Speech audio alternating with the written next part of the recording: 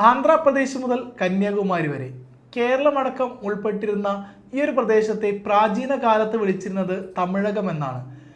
തമിഴകത്തെക്കുറിച്ചുള്ള കൂടുതൽ വിവരങ്ങൾ നമ്മൾക്ക് ലഭിക്കുന്നത് പഴയ തമിഴ് പാട്ടുകൾ, അതായത് പഴന്തമിഴ് പാട്ടുകളിൽ നിന്നാണ്.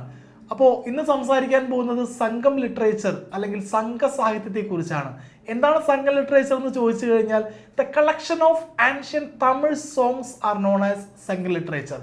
പഴയ തമിഴ് സോങ്സിന്റെ കളക്ഷൻ ആണെന്ത് സംഘം ലിറ്ററേച്ചർ എന്നറിയപ്പെട്ടത്.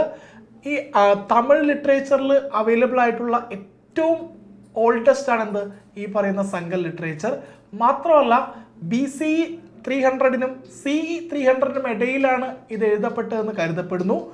ഈ കാലഘട്ടത്തിലെ പ്രധാനപ്പെട്ട തമിഴ് ഒരു കവികളാണ് ഔവയാർ, കപിലർ, പരണർ, മധുരൈക്കനീരൻ, അതേപോലെ തന്നെ പാലൈ ഗൗതമനാർ. ഈ സംഘ ലിറ്ററേച്ചറിനെ നമ്മൾ പ്രധാനമായിട്ടും രണ്ടായിട്ട് ഡിവൈഡ് ചെയ്തിരിക്കുന്നു: അകം പാട്ടുകളും പുറം പാട്ടുകളും. അകം പാട്ടെന്ന് പറഞ്ഞിട്ടുണ്ടെങ്കിൽ വീടിൻ്റെ അകത്ത് തന്നെ വരുന്ന പേഴ്സണൽ കാര്യങ്ങളൊക്കെ വരുന്ന ഫാമിലി അഫയേഴ്സാണ് അതിൽ കൂടുതൽ ഡീൽ ചെയ്യുക.